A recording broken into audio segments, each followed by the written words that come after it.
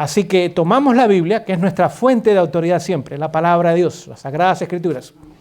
Y también la acompañamos de este libro, Conflicto de los Siglos, el capítulo que se llama Una crisis inminente. Y tomado ese capítulo, tomamos 5 cosas que Satanás va a usar para preparar al mundo entero, para que llegue el momento donde la gente no va a ser puesto o impuesto a una ley dominical, va a ser pedida, y los gobernantes cederán a ese pedido del pueblo. Pero ¿cómo es posible que no tan solo los cristianos, porque bueno, usted pensaría, los cristianos pues se asocian con el domingo, pero musulmanes, budistas, hindúes, ateos, nueva era, etcétera, etcétera, se unirán y harán el mismo pedido? ¿Cómo es posible? Pero si usted estudia ese capítulo, la crisis inminente, ahí va a encontrar 5 elementos que se nos ha dicho claramente que el enemigo usará para unificar al mundo. Y ahora las naciones, no importa la cultura, no importa la raza, no importa la religión, harán el mismo pedido. Necesitamos que el domingo sea establecido como ley, día de adoración, para pedir el favor de Dios sobre el pueblo y la nación otra vez. Y se nos dice que los legisladores y las cortes cederán a ese pedido. Y también ahora ellos pondrán o harán una ley de carácter de adoración en el día de domingo. Así que esa tarea se la dejo a ustedes, ya que no escucharon los 3 primeros temas. Pero ahí está la tarea para ustedes esta tarde. Así que en vez de dormir, pónganse a estudiar esta tarde. Y creo que va a ser de bendición. Ahora vamos a la parte 4. Porque vamos a ver que esa es la agenda de Satanás. Y gracias a Dios que nos las da. Amén. Si no somos un pueblo que tenemos que caminar a tientas o en tinieblas. Si escudriñamos lo que el Señor nos ha dejado, ahí el Señor nos da el plan que Satanás tiene para terminar la historia humana. Pero Dios va más allá. Porque Dios también tiene una agenda. Y esa agenda Él la desglosa en sus sagradas escrituras y en el Espíritu de Profecía. Amén. Así que aunque debemos conocer la agenda del enemigo, para evitar caer en ella, el Señor nos invita a que realmente conozcamos su agenda. Porque la agenda de Él es la que va a terminar la historia humana. Y es la que va a neutralizar o cancelar la agenda de Satanás. Y la que permitirá que haya un pueblo que en victoria entre a la eternidad. En esta mañana vamos a la parte número 4. Les voy a hacer preguntas en esta mañana y vamos a estudiar. Yo quiero que ustedes no se me duerman. Su mente esté activa durante el estudio porque vamos a estudiar profundo en esta mañana. ¿Qué nombre se le da a la ley dominical en las Sagradas Escrituras? Es más, Jesús lo usó en Mateo 24. Hay una frase. La llamó la abominación desoladora. La Biblia no tiene ninguna frase que diga ley dominical, pero la enseñanza o el concepto está muy claro en la Biblia. Y lo llama la abominación desoladora. Así que viene una abominación que ¿qué va a traer como resultado? Desolación. Para que podamos entender lo que en esta mañana vamos nosotros a estudiar. Usted lo puede leer en Mateo 24, 15. Jesús habló de la abominación desoladora que había hablado ¿qué profeta? Dijo él. Daniel, y vamos a ir allá para que podamos verlo. Y también lo menciona, ¿dónde más? En Marcos capítulo 13, versículo 14. Otra vez habla de la abominación desoladora, y no tan solo que la que mencionó Daniel, sino en Marcos da otro detalle. Dice que llegará el momento donde Jerusalén sería sitiado. Así que unamos todos estos cabos, y espero que en esta mañana usted pueda más o menos tener una idea general de lo que vamos nosotros a estudiar. Así que vemos que el concepto de la ley dominical es bíblico, 100%. Pero el Espíritu de Profecía no habla en forma simbólica, como Daniel y Apocalipsis. Digamos, Daniel y Apocalipsis habla de bestias, se habla de cuernos y habla de muchas otras cosas, pero es un lenguaje ¿cómo? Simbólico. El Espíritu de Profecía nos los da a nosotros con el lenguaje moderno. Si habla de Babilonia, nos dice, ¿es qué cosa? El león representa Babilonia. ¿Me explico? Así que ahora el oso que representa, medos y persas. ¿Ok? aunque Daniel también lo describe. Pero aún cuando vamos a Apocalipsis nos habla de una bestia que surge del mar y que es ramera. Dice ese sistema papal. Nos habla que tiene hijas que son rameras. Son las iglesias que salieron durante la Reforma, pero regresarán a ellas. Habla de una bestia que surge de la tierra, y lo llama Estados Unidos en la profecía, que sería la cabeza ahora del protestantismo falso o apóstata. Así que el espíritu de profecía, la ventaja que tiene es que nos pone la lupa sobre lo que es simbólico, pero a través de la lupa lo vemos ahora en forma literal, con el lenguaje que usted y yo conocemos hoy día. Y gracias a Dios por esa herramienta. Porque nos permite a no tener que nosotros ahora simplemente que investigar, donde puede correr el riesgo de que lleguemos a equivocaciones, sino que ahora nos da la respuesta clara y muy sencilla si estamos dispuestos nosotros a creer lo que Él inspiró a través de la señora White. Así que vemos que habla de la abominación desoladora, la abominación que trajo ¿qué cosa? La desolación. ¿Que habló el profeta? Daniel. Pregunto yo, ¿en los días de Daniel hubo desolación? ¿Quién la trajo? Nabucodonosor. ¿Sí o no? ¿Viene Nabucodonosor, sitio a Jerusalén y la conquista? ¿Sí o no? Sí. ¿Desoló el templo? ¿Desoló la ciudad? ¿Trajo matanza? ¿Llevó al pueblo de Dios al exilio? Así que hubo una abominación que trajo ¿qué cosa? La desolación. Vamos a verlo un momento. Pregunto yo, cuando Jesús habla en Mateo 24, ¿de qué dos eventos estaba hablando realmente Jesús? Primero de la destrucción de Jerusalén. Y otra vez estaba hablando de los eventos que tomarían lugar ¿en qué momento de la historia? Al final de la historia humana. Pregunto yo, Roma otra vez desola al pueblo de Dios. En el año 70, ¿qué tomó lugar con la ciudad de Jerusalén? ¿Qué tomó lugar con el templo de Jerusalén? ¿Qué tomó lugar con el pueblo de Dios en Jerusalén? ¿Destruido? ¿Sí o no? Así que hubo una segunda abominación desoladora. Primero la trajo Babilonia. La segunda, ¿cuál la trae? Roma. ¿Habrá una tercera abominación desoladora? Claro que sí. Y vamos a ver que esto está unido. Vamos a abrir nuestras Biblias primero y vamos al libro del profeta Daniel, capítulo 8. En esta mañana no vamos a terminar el estudio porque esta es una serie, pero vamos a avanzar. Si usted quiere saber lo que falta, tiene que sintonizarse el próximo sábado con nosotros. Okay. Daniel, capítulo 8. Daniel capítulo 7 y capítulo 8 habla de un cuerno pequeño, ¿sí o no? ¿Qué sistema está representado por ese cuerno pequeño? El sistema papal. Muy bien. Así que voy a leerles en esta mañana capítulo 8, siguen conmigo en la lectura, versículos 11 y versículo 12. 2 versículos. Nada más para que tengamos un trasfondo de la primera desolación abominadora y lo que tomó lugar durante la Edad Media y lo que tomará lugar al final de la historia humana. Dice lo siguiente: aún contra el príncipe de la fortaleza se engrandeció, y por él fue quitado el continuo. Usualmente usted va a notar en su Biblia la palabra sacrificio, pero esa palabra no está en el original, esa palabra ha sido añadida. Así que la palabra continuo sacrificio, descarte la palabra sacrificio porque no lo va a permitir a tener un concepto completo y total de lo que significa la palabra continuo. La palabra continuo viene de la palabra tamid, y esa palabra significa el servicio que tomaba lugar en el santuario todo el tiempo.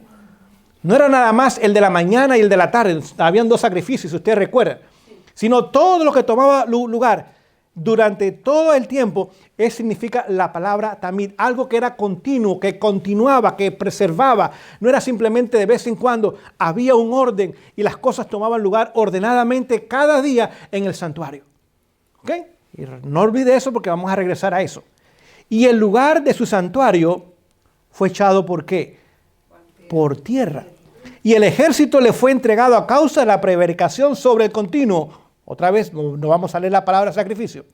Y echó por tierra la verdad e hizo cuanto quiso y prosperó. Okay. Esta profecía de Daniel, que está hablando aquí del cuerno pequeño, ¿cuándo tuvo su cumplimiento? No fue en los días de Daniel, porque el cuerno pequeño no surge en los días de Daniel. El cuerno pequeño surge en el siglo VI después de Cristo, con el sistema que conocemos nosotros, papal. Es cuando surge ahora el cumplimiento de lo que estamos leyendo en esta mañana. Y para desglosarlo y podamos entenderlo un poco mejor, ¿qué es lo que realmente nos está enseñando lo que estamos leyendo acá? Dice que ese sistema papal, el ejército, el pueblo, la gente, las naciones, ¿le sería qué cosa? Entregada a causa o debido o razón de qué? De la prevaricación. ¿Qué palabra podemos usar que es sinónima con prevaricación? Transgresión o pecado. Así que, ¿cómo es que el sistema papal ahora podría tener el control sobre las masas y sobre las naciones y sobre los pueblos? ¿A través de qué? A través de un sistema que promueve ¿qué cosa? No promueve la santidad, sino promueve ¿qué cosa? El pecado y la transgresión. Y ahora este sistema le ofrecería a la gente salvación en sus pecados. Porque la salvación lo pueden obtener a través de ¿qué? De obras. Y salvación no tan solo en sus pecados, sino que ahora también le va a ofrecer salvación a la gente a través de lo que el hombre puede hacer por el hombre. Le pregunto en esta mañana, ¿eso echaría por tierra la verdad de que en Jesús tenemos un sumo sacerdote que oficia en los cielos, en el santuario real, el verdadero, dice el apóstol Pablo en el libro de Hebreos? Porque el de la tierra simplemente era una copia de ese santuario. Pero en los cielos está el santuario verdadero y allí Jesús oficia como sumo sacerdote, pero echaría por tierra las enseñanzas de que en Él, y en Él nada más, y su obra en la cruz, más su obra en los cielos, el ser humano obtiene salvación. ¿Sí o no? Amén. Es más, dice que llegaría el momento que tendría ¿qué cosa? Éxito. Y prosperaría. Pregunto yo, ¿este sistema religioso político ha tenido éxito? Sí. ¿Sí? ¿Aún en el presente? Sí. Exactamente. ¿Y cómo es que obtiene éxito? Engañando a la gente, haciéndole pensar que su salvación se encuentra dentro de ese sistema. Y que no tiene que recurrir a Jesús. No tiene que entender la obra que hace en los cielos. No tiene que beneficiarse de esa obra en los cielos. Sino que si va a Jesús, que si va a ese sistema, obtiene perdón. Es más, aun sus seres queridos, usted lo puede pasar del lugar caliente al lugar fresco. ¿Sí o no? Si usted hace su misa y le paga el sistema, no se preocupe. ¡Pum! Se lo mandan para el otro lado. Sin ningún problema. Y ahora la gente continúa viviendo en sus pecados, pero al mismo tiempo se le promete salvación. Pregunto yo, ¿eso apela al corazón no regenerado? Oh, por supuesto, que yo pueda pecar sin ningún problema, yo puedo hacer lo que yo quiera hacer y todavía, aún si no me arrepiento, mi familia después puede hacer algo para que yo vaya al cielo. ¿No será por eso que millones y millones le siguen y se admiran bajo este sistema? Claro que sí. Ahora les hago una pregunta. El cuerno pequeño, ¿cuándo surge en la historia? Quiero hacerlo pensar en esta mañana. Después de Roma pagana, ¿sí o no? Sí. Sí. En capítulo 8 de Daniel, el cuerno pequeño, la primera parte del cuerno pequeño es la Roma pagana o de los Césares. ¿Destruyó a Grecia? ¿Al imperio griego? Claro que sí. Y ahora estableció el imperio romano, el cuarto imperio mundial. El imperio de los Césares, por más de 600 años. Pero cuando el imperio romano cae, el de los Césares, de los paganos, continúa ahora el cuerno pequeño. Sí. Ahora no continúa como Roma pagana, sino que ahora se transforma en Roma cristiana. Pero es el mismo sistema. ¿Dónde está su sede? Oh, casualidad. ¿Cuál es su idioma? En latín. ¿Cómo se llama su líder? Pontífice Máximo. Lo mismo que tenía el emperador, el mismo idioma, el mismo lugar. Ahora lo tiene ¿quién? El líder de este sistema, que es el papado. Así que el cuerno pequeño, cuando surge y destruye a Grecia, continúa en la historia primero como un sistema pagano y después ahora surge como un sistema pseudo o falso cristiano. Pero realmente sus raíces, ¿dónde están? En Roma pagana. ¿Qué día adoran? Domingo, el día del sol. ¿Creen en la inmortalidad del alma? ¿Creen en un infierno eterno? ¿Creen en santos y en vírgenes? ¿Cree que hay salvación en lo que el ser humano hace por el ser humano? Claro que sí. ¿Piensa que hay valor en nuestras obras? ¿En peregrinaciones, en veladoras, en todas esas cosas? Claro que sí. Es decir, sus enseñanzas, sus costumbres, sus prácticas son tan paganas como era el imperio pagano. Pero ahora se le ha puesto un barniz de cristianismo. Ahora en vez de ser la estatua de Júpiter, hoy día es la estatua de San Pedro. Es la misma. Exactamente la misma. Nada más le cambiaron el nombre. Y podemos poner más ejemplos. Así que ahora vemos que este sistema del cuerno pequeño, Daniel lo muestra y va hasta el mismo fin de la historia humana.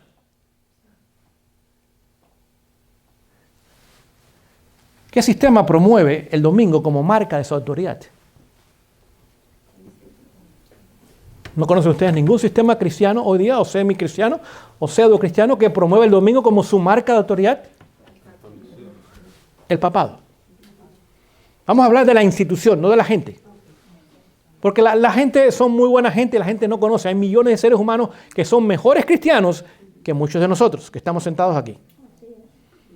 Y son gente linda, son gente buena, son gente que le da lo que no tiene. Pero están engañados. Entonces vamos a hablar de la institución, porque la institución es la que describe la palabra de Dios, no los que han sido engañados en el sistema. Así que vemos que esta institución es la que promueve el domingo como día de ¿qué? De su autoridad. Entonces, la ley dominical está estrechamente ligada con este sistema. ¿Qué piensan ustedes? ¿Sí o no? Sí. Ustedes no desayunaron esta mañana, están dormidos todavía. Yo quiero les voy a hacer preguntas, yo quiero que ustedes me contesten, se mantengan listos. Ahora, cuando el cuerno pequeño surge, siglo VI en adelante, ¿dónde estaba Jesús? En el lugar santo. En el lugar santo, en el santuario celestial. ¿Qué posición tenía y aún tiene? Sumo sacerdote. No olvide, el sumo sacerdote también oficiaba en el lugar santo. Era el único que podía oficiar en el lugar santísimo. Pero todos los días el sumo sacerdote oficiaba en el lugar santo. El único que le podía poner aceite y cambiar las mechas del candelabro era ¿quién? El sumo sacerdote. Lo hacía mañana y tarde. El único que le ponía incienso al altar de incienso, ¿quién era? El sumo sacerdote. De ahí los sacerdotes tomaban el incienso entonces. El único que cambiaba los panes el sábado, a propósito, se cambiaban los panes. En la mesa de la proposición, ¿quién hacía esa obra? El sumo sacerdote nada más. Por lo tanto, cuando Jesús asciende a los cielos, es ungido como sumo sacerdote. Y la Biblia no nos enseña claramente, lo vamos a ver en un momento. Jesús muere, resucita, y ahora 40 días pasa en la tierra. Y asciende a los cielos. Cuando asciende a los cielos, ahora, 10 días después, Jesús es ungido como sumo sacerdote. Vamos a leerlo, vamos al libro de Salmos.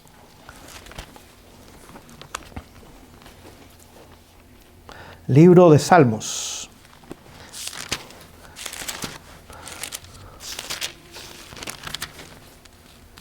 ...133...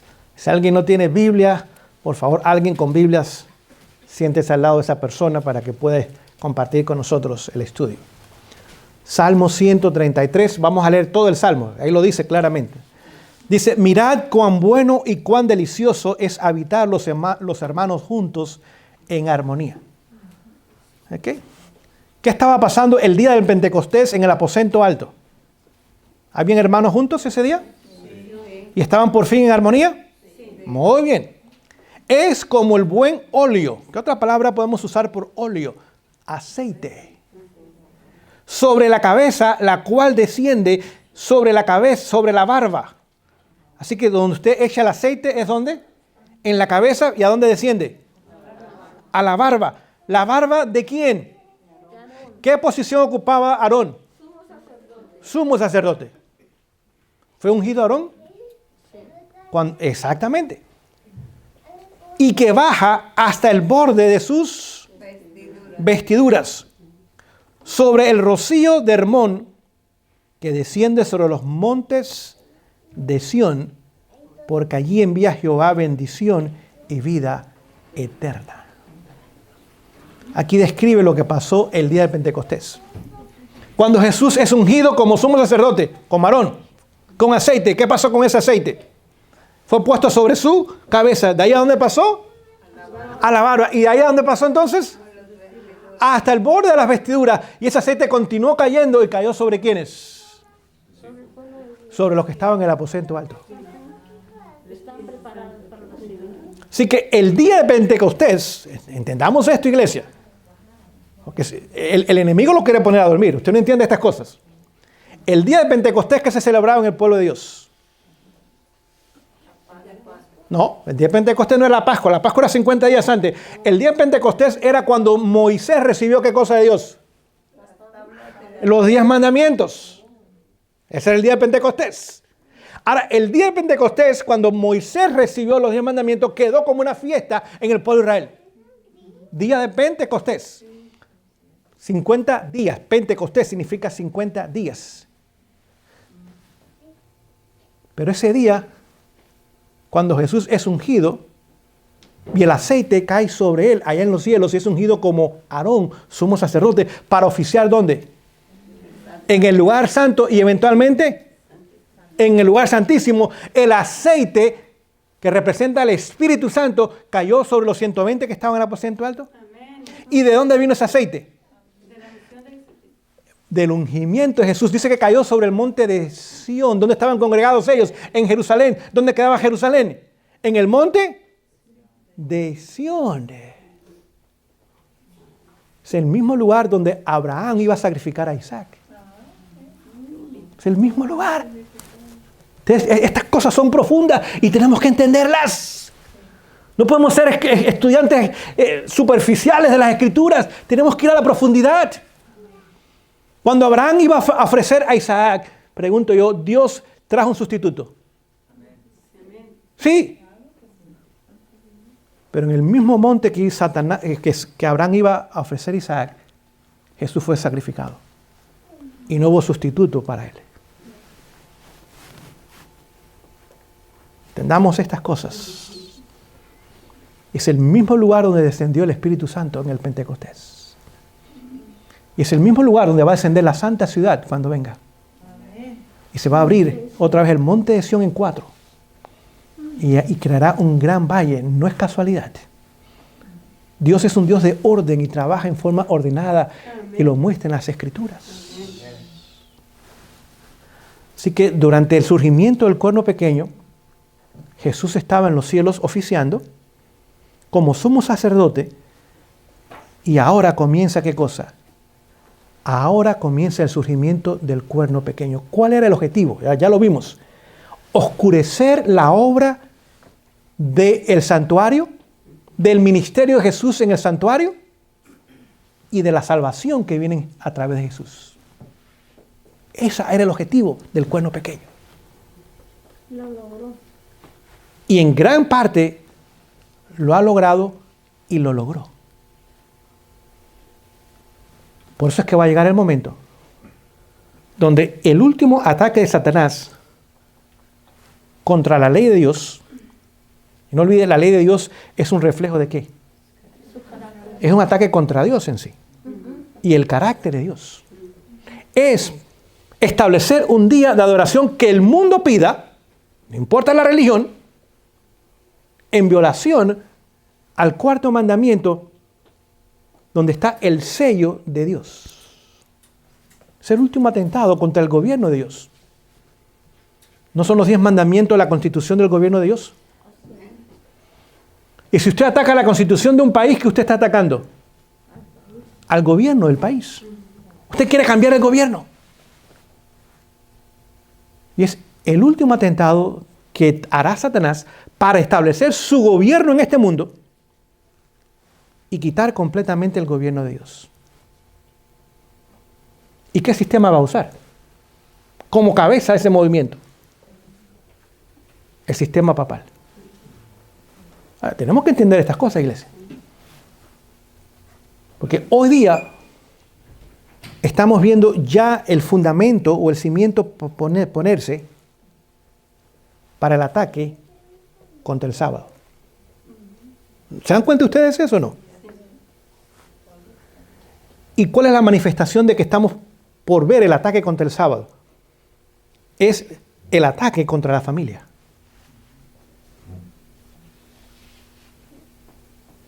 ¿Qué dos instituciones gemelas instituyó Dios en el jardín del Edén el mismo día? ¿Cuál fue la primera? ¿Y el segundo? Sábado. ¿Hay un ataque contra el matrimonio día bíblico? Sí. ¿Y qué nos dice eso? Que ha llegado el momento donde Satanás abiertamente está atacando la primera institución que Dios estableció, ¿sí o no? Abiertamente. Y el mundo entero está aceptándolo. ¿Sí o no? Y California está a la cabeza de ese movimiento. Y ustedes viven aquí, así que...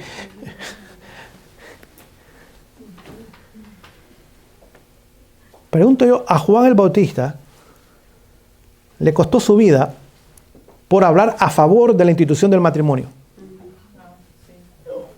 ¿Sí o no? Sí. Así que antes que venga el ataque del sábado, antes que venga la persecución por razón del sábado, primero Satanás, ¿qué va a atacar? El matrimonio. Y viene persecución a los cristianos que se mantengan firmes en cuanto al matrimonio bíblico. Oh, sí. Y ya lo estamos viendo. Ya lo estamos viendo. Aún en esta nación, que se conocía como bastión de la libertad religiosa, ¿sí o no? Pero si usted habla, si usted enseña, si usted promueve, si usted cree, si usted predica, si usted publica cosas que establezcan el matrimonio bíblico y al mismo tiempo condenen como pecado todo tipo de aberración sexual que puede existir, usted es perseguido hoy día. Hoy día. Y si usted no lo cree, yo lo voy a desafiar que en esta tarde usted salga con un letrero, con un rótulo, donde usted condene el estilo homosexual como pecado. A ver cuánto tiempo usted va a durar sin que la policía venga a arrestarlo. No estamos hablando de cosas en el futuro. Estamos hablando de cosas presentes. Y el pueblo de Dios en su mayoría no reconoce esto, no se da cuenta. Piensa que si ponemos suficientes legisladores que estén en contra del homosexualismo se va a resolver el problema. Queridos, es muy tarde en la historia para soluciones humanas. Ningún partido es la solución al problema. La única solución viene de arriba. Amén. Y va a venir pronto. Pero este ataque contra la institución del matrimonio es señal de que Satanás está casi listo para atacar la segunda institución, que fue ¿cuál? El sábado.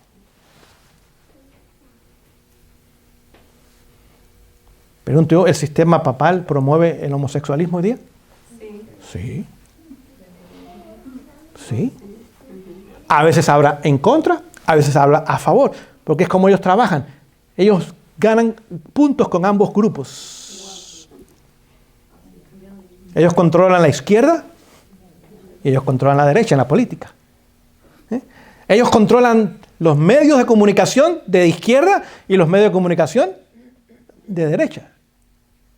Ellos controlan todos los sistemas humanos hoy día. Y cuando digo ellos, realmente me refiero a Satanás. Satanás es la mente que está detrás de todo ello, pero usa agentes humanos y agencias humanas, ¿sí o no?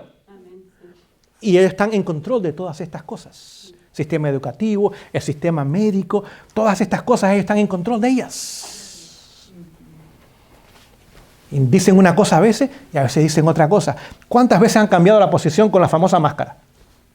Que sí, que no, que una, que dos. ¿Y qué están haciendo?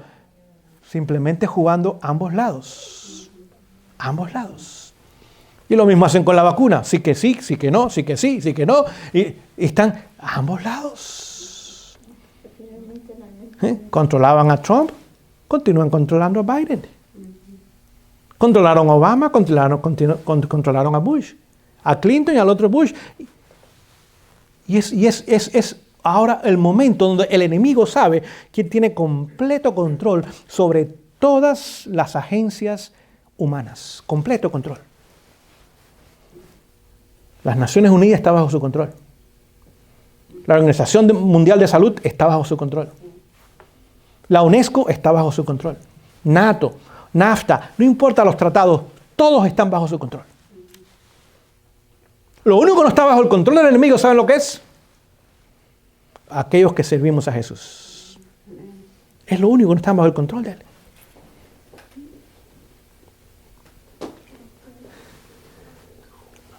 Ahora Jesús oficia en el santuario celestial. Y el pueblo vino bajo el control de este sistema. ¿A través de qué? A través de la promoción del pecado y de oscurecer el ministerio de Jesús. Les pregunto en esta mañana, ¿cuál era el objetivo del santuario y sus ceremonias y ritos? No sé, si usted no tiene la respuesta, no se preocupe. Yo le hago la pregunta para ponerlo a pensar. Ahora vamos a buscar la respuesta. ¿Okay? Vamos comenzando a leer.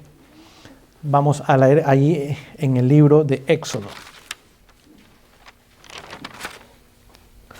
Capítulo 25. Es el segundo libro de sus Biblias. Éxodo capítulo 25.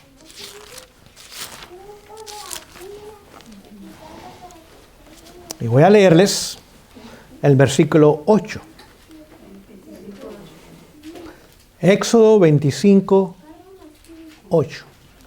Dice: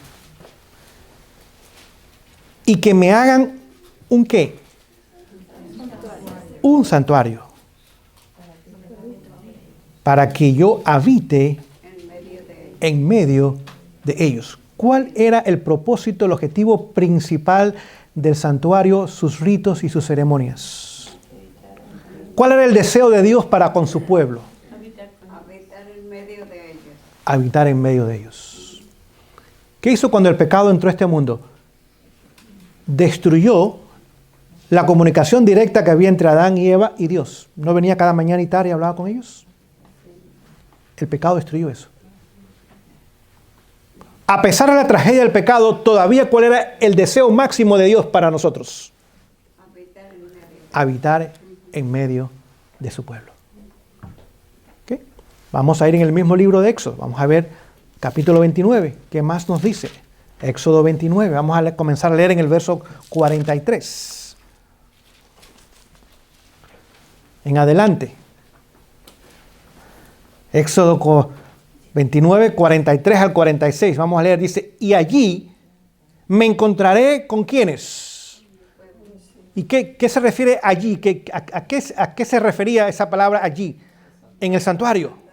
Allí me encontraré con los hijos de Israel y el tabernáculo será santificado con mi gloria. ¿Cuál es el objetivo de Dios de morar en medio de su pueblo? Santificar ¿a quiénes? A su pueblo. Y continúa: y santificaré el tabernáculo de la congregación y el altar santificaré asimismo a Aarón y a sus hijos para que me sirvan como sacerdote. Y habitaré entre los hijos de Israel y seré su Dios. Y conocerán que yo soy Jehová su Dios, que los saqué de la tierra de Egipto. ¿Para habitar dónde? Usted ya no está leyendo sus Biblias. Ya ustedes me están escuchando a mí. En medio de ellos, yo Jehová su Dios. ¿Cuál era el objetivo por el cual Dios quería morar en medio de su pueblo? Darse a conocer a su pueblo. Pero lo que leímos dice era santificar a quién? A su pueblo. No era nada más habitar en medio nuestro para visitarnos. Hola, ¿qué tal? ¿Cómo estás? Había un objetivo. Y era tener un pueblo santo. Santo. ¿Okay? Vamos a leerlo en el Nuevo Testamento. Vamos al libro de Hebreos. Libro de Hebreos. Capítulo 5. Vamos a ver el mismo concepto, la misma enseñanza. Hebreos capítulo 5, vamos a comenzar a leer en el versículo 9. Vamos a seguir después con el 10.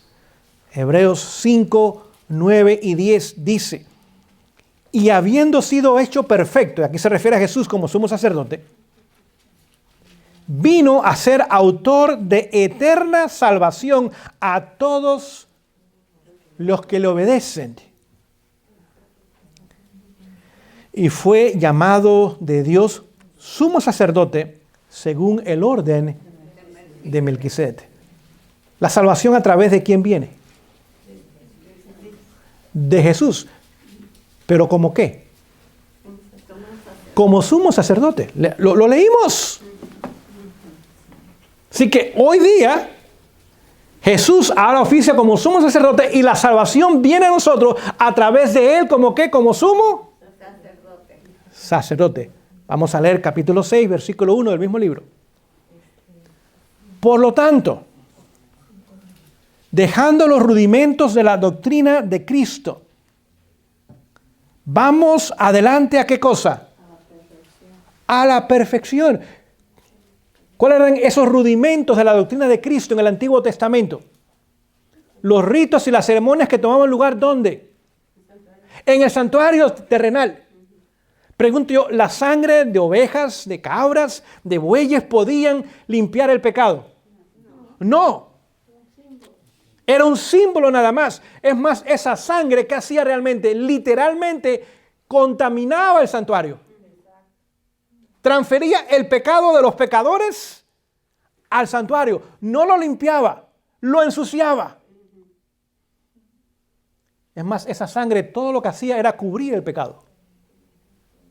Usted recuerda que había un velo entre el lugar santísimo y el lugar santo. Y los sacerdotes cada vez que oficiaban a favor de un pecador, tomaban sangre y la llevaban a ese velo y la ponían sobre ese velo. Pregunto, ¿limpiaban el santuario o ensuciaban el santuario? ¿Se limpiaba el pecador o se ensuciaba el pecador? Se limpiaba el pecador, pero el pecador regresaba a casa como libre de pecado, pero ensuciaba ¿qué cosa? El santuario. Y simplemente los pecados estaban como cubiertos de sangre. Porque ahí estaba el pecado. Pero no sabía el pecado, ¿qué se veía? Las gotas de ¿qué? De sangre, porque cubría el pecado. Pero los pecados estaban confesados, sí. ¿Se había arrepentido el pecador? Sí. ¿Estaban perdonados? Sí. ¿Estaban borrados los pecados? No. Estaban nada más cubiertos de la sangre de Jesús, que significaba la sangre de los animales. Pero hoy día Jesús oficia en el santuario verdadero. No tenemos el tiempo en el libro de Hebreos, usted lo puede leer claramente. ¿Hay sangre en el lugar santísimo que Jesús oficia con ella? ¿Qué sangre es? Cristo. Su propia sangre. Y corre por sus venas, es sangre viva. No ensucia, limpia. La sangre de los animales ensuciaba. La sangre de Cristo limpia. ¿No está purificando el santuario celestial hoy día Jesús? Entonces, ¿su sangre es sucia o limpia? ¿Limpia al pecador? Limpia los registros celestiales. También. Pero por el momento, tan solo su sangre cubre los pecados perdonados. Todavía no han sido borrados los pecados. Todavía hay un registro en los cielos, aún de Moisés que está en los cielos, aún de Enoc que está en los cielos, aún de Elías que está en los cielos, más los que ascendieron con él como primicias después de su resurrección. ¿Están vivos? Sí. ¿Cuerpos glorificados? Sí. ¿No hay pecados en ellos? No hay pecado. Pero todavía sus pecados perdonados, si todos fueron perdonados, todavía nada más están cubiertos. Todavía no han sido borrados. Ahí están los registros. Ahí están los registros. Pregunto yo, había un día en el santuario terrenal donde eran borrados sus pecados. El día de la expiación. ¿Y qué sucede cuando Jesús, como sumo sacerdote en el lugar santísimo, termine su obra de expiación? ¿Qué sucede con todos los pecados, desde Adán hasta el último? ¿Qué sucede con todos esos pecados de los salvos? Serán borrados. En el mismo tiempo serán borrados. Pues el libro de Hebreos dice que ellos no recibieron lo que nosotros vamos a recibir, porque lo vamos a recibir juntos.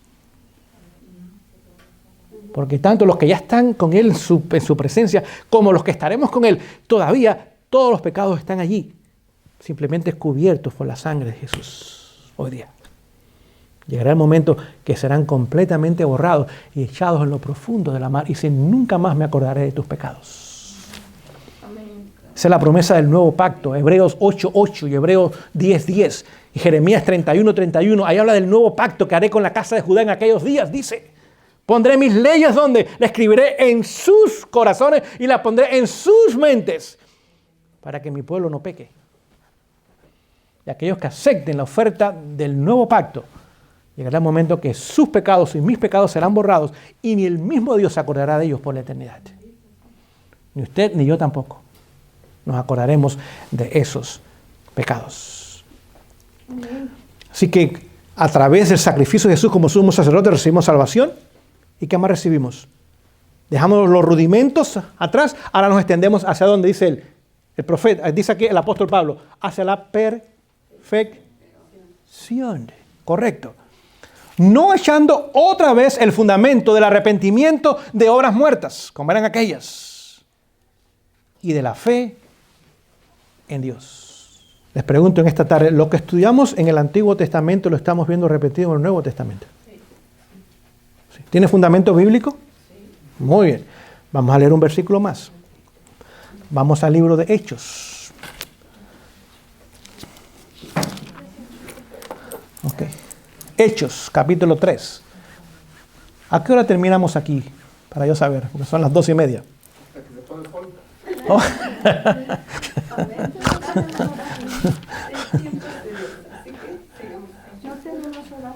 No tienen hora fija porque yo quiero ser ordenado y disciplinado. Efesios capítulo 3. Efesios. ¿No ve? Los predicadores nos podemos equivocar, la palabra de Dios no se equivoca. Efesios capítulo 3, verso 16 en adelante. Efesios capítulo 3, 16 en adelante dice lo siguiente. Para que os dé, conforme a las riquezas de su gloria, el ser fortalecidos con poder en el hombre interior por su espíritu. Ahora escuche. Que habite Cristo por la fe en el santuario. Oh, ustedes están leyendo sus Biblias ahora. En el Antiguo Testamento, ¿cuál era el pacto con Dios? Yo voy a habitar en medio de ellos para santificar a mi pueblo. En el Nuevo Testamento, ¿cuál es el objetivo de Dios? A través de su Espíritu. ¿Morar dónde? En medio de nuestro corazón. Para que arraigados y fundados en amor, podáis comprender con todos los santos cuál sea la anchura, la longitud, la profundidad y la altura, y de conocer el amor de Cristo que excede a todo conocimiento. Escuche, para que seáis llenos de toda la plenitud ¿de quién? De Dios. Entonces, Él quiere habitar en nuestros corazones. Vamos a pensar qué honor tenemos nosotros. Para que en nuestras vidas estén llenas de la plenitud ¿de quién? De Cristo.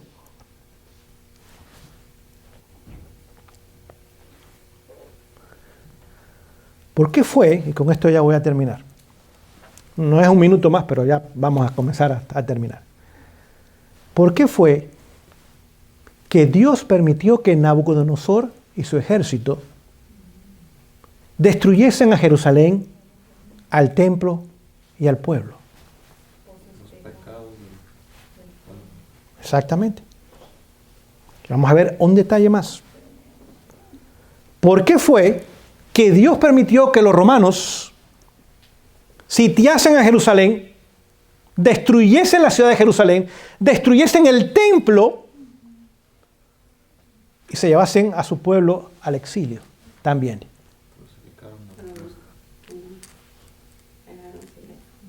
¿Sabe? El pueblo de Dios no entendió el mensaje. ¿Sabe lo que pasó con el pueblo de Dios? Con buenas intenciones.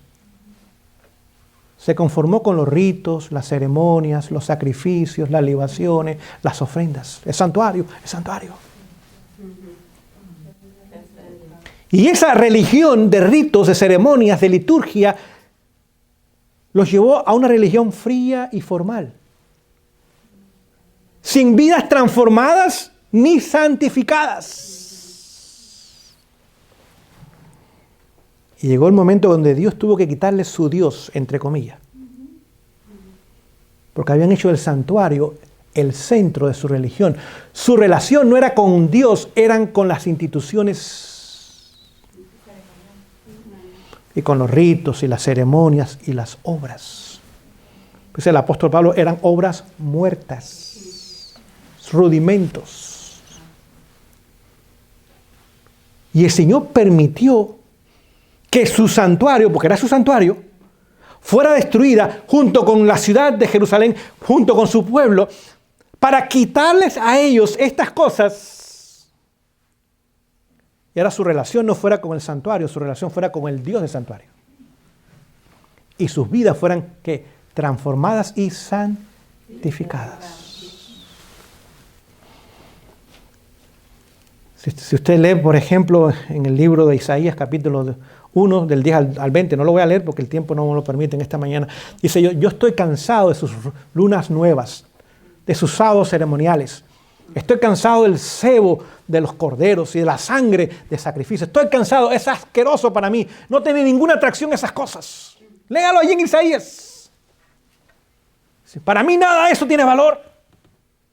Amós, les voy a dar otro versículo, capítulo 5, 21 al 24, dice lo mismo. Estoy cansado, hastiado de su música, aún habla, y de sus sacrificios, y de sus libaciones, y de sus ritos, no los quiero.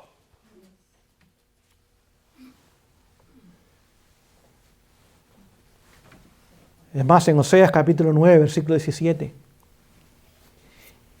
dice, debido a que ustedes no se dan cuenta de que el santuario era para que yo more en ustedes, voy a destruir el santuario y los voy a llevar y los voy a regar por toda la tierra. ¿Qué pasó con la nación de Israel? Hasta el día de hoy. Están regados en todo el mundo. Todo el mundo. Porque no entendieron la razón del santuario. No eran ritos y ceremonias y ofrendas y sacrificios. No, era tener una relación con Dios que cambiase sus vidas y llevase un pueblo a la santidad y a la victoria sobre el pecado. Pónganse a pensar que Jesús vino a este mundo. Y vino a los suyos, y los suyos no le recibieron. Es más, usted ve el día de la muerte de Jesús. Van los líderes judíos a ver a Pilato. ¿Recuerdan ustedes la historia? Mateo 21, si usted quiere la referencia. En Mateo 21 y en Juan 18 también. Y Pilato dice, bueno, ¿y cuál es el problema con este hombre? Dice, este hombre es un hombre peligroso, pero no podemos entrar No podemos entrar donde tú estás porque hoy día es la Pascua y si entramos nos vamos a contagiar y nos vamos a ¿qué? A contaminar entrando a este lugar. Y no importa que por dentro estemos mal, que por dentro querramos la muerte de un inocente, que por dentro querramos rechazar al Mesías. Eso no es el problema, pero entrar a tu lugar es el problema porque tenemos que por la noche ir a la iglesia y recibir el sábado. ¿Cómo se llama eso? Hipocresía 100%. ¿Qué crimen ha cometido este hombre? 3 veces pregunta a Pilato, ¿qué crimen ha cometido? No encuentro crimen en él. Crucifícale. Pero no podemos entrar a tu presencia porque nos vamos a contaminar y por la noche tenemos que ir a hacer los ritos y la ceremonia y mañana es sábado.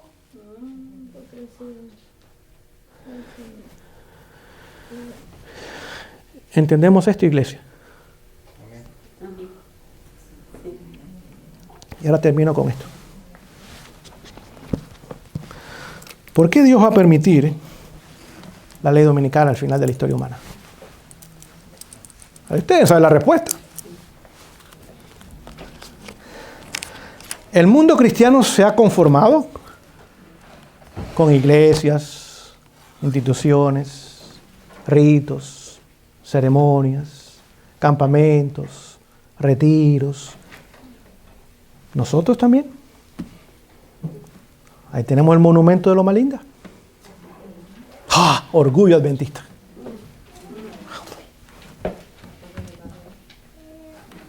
Lo que está tomando lugar en ese lugar debe quebrantar nuestros corazones.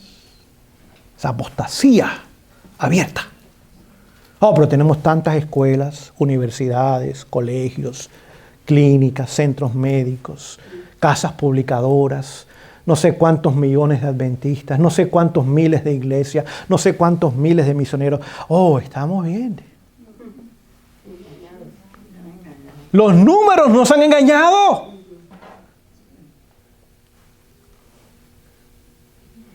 Y Dios va a permitir que venga la abominación que va a traer desolación a su pueblo, porque todas las instituciones van a ser cerradas cuando llegue la ley dominical.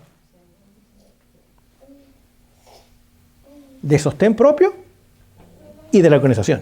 No va a haber organización porque no se puede comprar ni vender, no hay dinero. Es decir, usted no puede sostener a nadie, no puede decir, bueno, mi diezmo, mi ofrenda, usted no puede hacer eso a nadie. ¿Y qué pasa con las instituciones si no tienen entradas? Dejan de existir.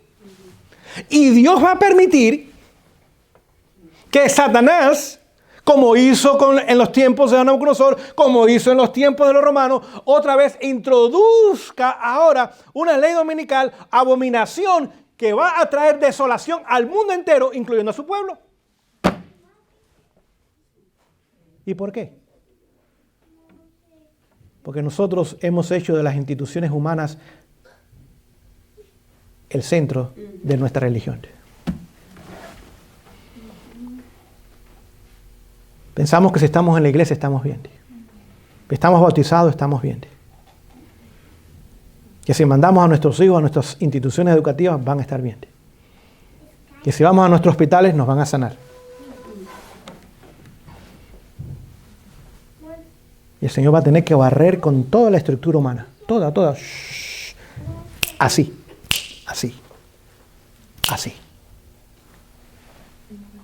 Y tan solo aquellos que hayan establecido y mantenido una relación con Jesús, sumo sacerdote y Salvador, pasarán la ley dominical. Los que estén unidos a instituciones humanas, lamentablemente serán destruidos con esas instituciones humanas. Próximo sábado vamos a continuar. Porque Dios tendrá un pueblo. ¿Amén? Usted no está muy animado en esta mañana. ¿Le gustaría formar parte de ese pueblo? Amén. Del remanente, Dios sacará un remanente. Es Apocalipsis 12:17. Dice que de la simiente de la mujer, la simiente, el remanente que sale de la mujer, que es la iglesia, es el remanente final. Los que guardan los mandamientos de Dios y tienen la fe en Jesús y el testimonio de Jesucristo. También tienen la fe en Jesús cuando habla al final del mensaje del tercer ángel. Así que ¿Por qué Dios no permite que hoy día Satanás establezca la ley dominical? Porque hoy día Satanás quisiera hacerla. Déjeme decirle, el papado está listo. El protestantismo apóstata está listo. El mundo entero está listo. Está listo. Pero Dios ha prometido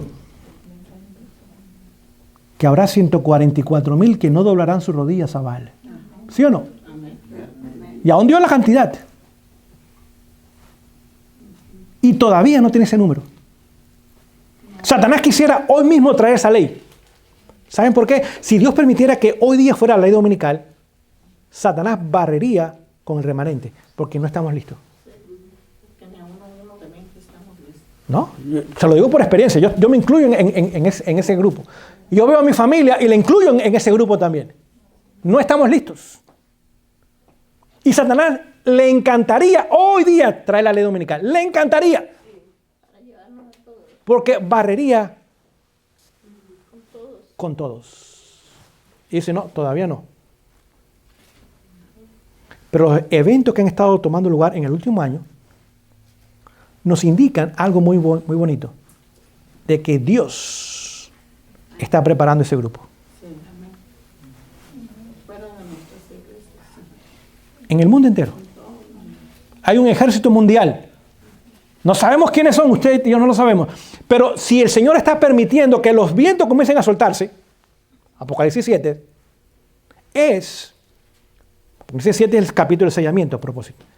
Es que ya Él comienza a saber, no es que lo va a elegir, la elección es personal. Usted y yo tenemos completo libre albedrío. Usted y yo decidimos quiénes, por su gracia, permanecerán firmes y podrán ser sellados. Y en un año ha tomado lugar eventos increíbles que nosotros pensábamos que tomarían años.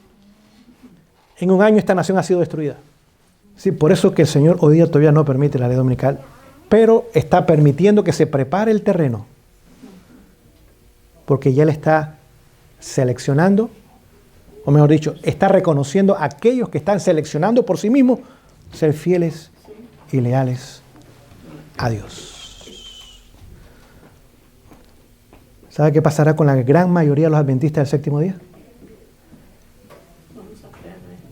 Se unirán con la oposición. La mayoría de los adventistas del séptimo día les pasará lo que le pasó a Jonás. Dormido cuando debía estar despierto. La tormenta arreciando y demás.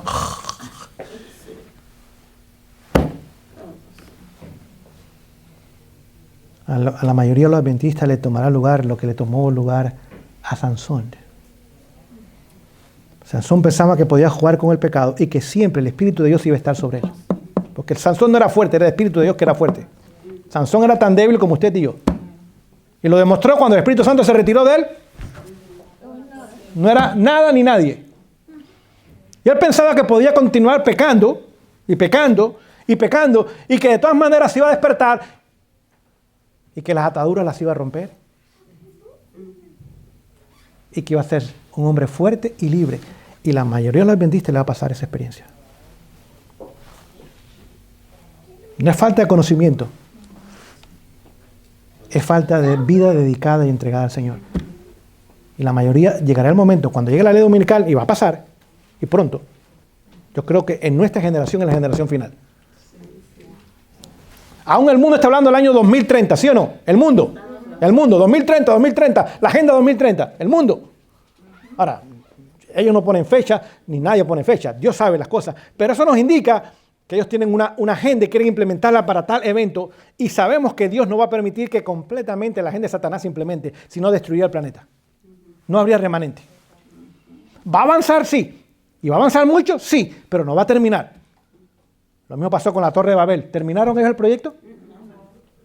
¿Nabucodonosor terminó con su proyecto de Babilonia la Grande? No. Tampoco. ¿Y va a avanzar? Quizás 80, 90%, no sé. Pero no va a ser implementado 100%. Y la mayoría va a pensar como Sansón, que puede jugar con Dalila. ¿Qué significa Dalila? Es una mujer interesante. La palabra Dalila significa placentera. Que puede divertirse con este mundo y sus placeres y sus cosas. Y despertarse y decir, aquí estoy otra vez, Sansón fuerte. Y cuando se despierten en la ley dominical es muy tarde para prepararse. Porque el Espíritu Santo ya no obrará en los corazones que por años han rechazado el mensaje y no han decidido tener una relación con Jesús. Próximo sábado vamos a continuar. Porque ahora Dios va a implementar su agenda. Y tendrá éxito. Con nosotros o sin nosotros. Pero espero que cada uno de nosotros esté ahí. Señor nos bendiga.